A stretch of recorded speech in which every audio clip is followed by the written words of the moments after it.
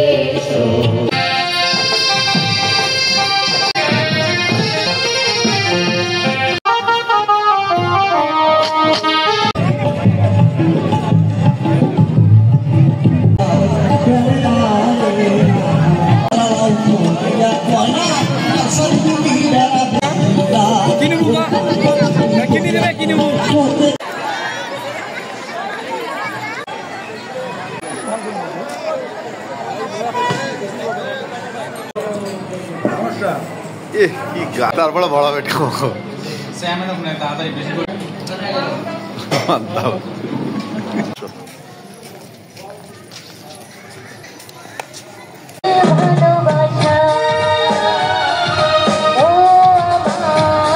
প্রত্যেককেই নববর্ষের শুভেচ্ছা, শুভ নববর্ষ। আসলে এই নববর্ষ আসে আমাদের বাঙালি জাতির ভাগ্য পরিবর্তনের জন্য। এই নববর্ষের মাধ্যমেই আমরা অতীতের সকল গ্লানি মুছে দেই, নতুন করে পথ চলার প্রত্যয় অর্জন করি।